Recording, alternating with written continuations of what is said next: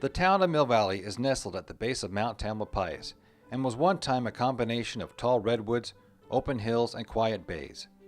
The very first town map of 1890 that served as the foundation for its development was drawn up to include what we now refer to as SLPs, steps, lanes, and paths. There's a very large network of SLPs in Mill Valley. It started with the original subdivision back in the 1890s, and there are at least 175, probably closer to 200 of them. Shortly after the turn of the century, the town began to grow. Subdivisions were added: the Bolsa Tract, the Garner Tract, Sunnyside Tract, Schlingman, Amacita, Sycamore. They all had one thing in common. They all continued the tradition that Michael O'Shaughnessy included in the original town plan he designed, SLPs. As the years passed, the steps, lanes, and paths became more important as the risk of fire increased, pointed out greatly by the 1929 fire on Summit, which consumed over 100 homes. There's a direct relationship between the SLPs and things like fire and earthquake, and that the SLPs are going to provide escape routes in different neighborhoods, an ability for people to get off the mountain in the event that a fire comes. By the year 2000, many of the original 175 heritage steps, lanes, and paths had been overgrown or abandoned. Some were annexed by property owners and disappeared from public view. Community groups began to work with the city of Mill Valley to restore, rebuild, and reopen many of the paths. By 2006, dozens of paths have been restored and/or rebuilt. The city of Mill Valley and the supporters of SLPs began planning ways to reopen many paths that had fallen into disuse.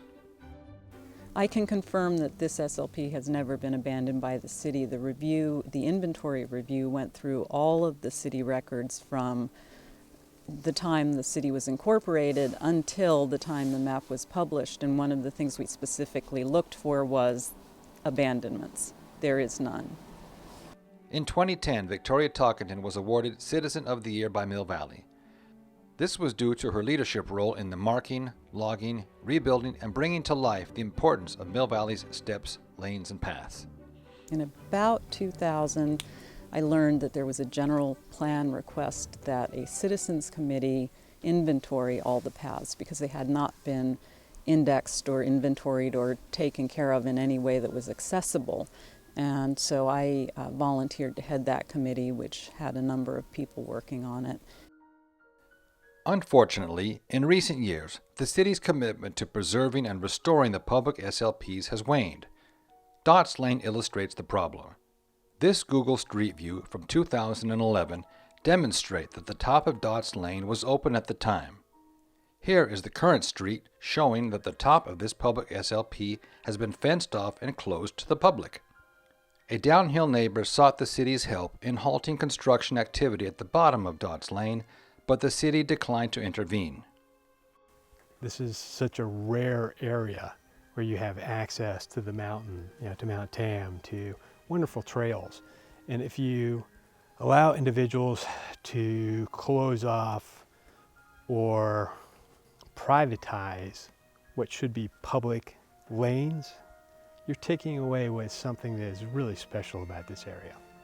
Among the many concerns of SLPs disappearing is one near the top of the Dipsy Stairs, between Edgewood and Dots Lane, known as SLP 119, the Dots Lane Path. The SLPs are on the SLP map. Dots Lane is on the SLP map.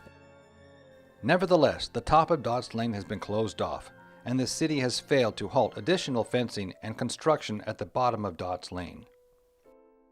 If a city tells a private property owner that it's okay to occupy an SLP, if it's okay to close off an SLP, it's going to be much more difficult in the future for the city to ever come back.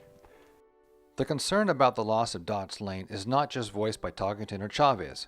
The city has really been unable to give us a straight answer with regards to who's responsible for maintaining it and who actually owns it. The fencing off of Dots Lane up here indicates that the city is not enforcing its obligation to keep the public paths open. I'd say that they are not protecting Dots Lane. I think they've created some real issues with Dots Lane. Their job is to protect the city and do what's right for the residents. Or at least when we've approached the city in the past to talk about access to some of the SLPs, and one of which I live on, they have ignored our requests. The situation up here at Dots Lane and the situation that's occurring at other SLPs around the city raises a question that we have to confront as a community. And that question is whether we're going to take the actions necessary to permanently protect the SLPs to avoid the kind of tragedy that occurred in the Oakland Hills.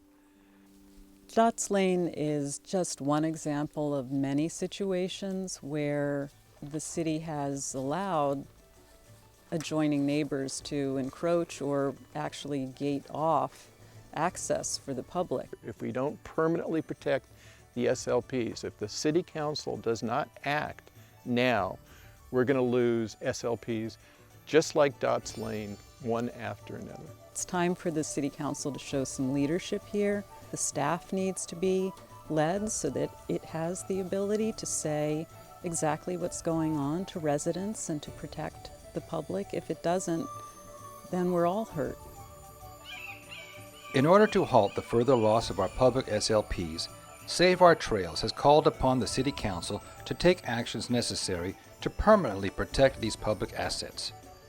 Please join us in urging the City Council to do so and save our SLPs for future generations.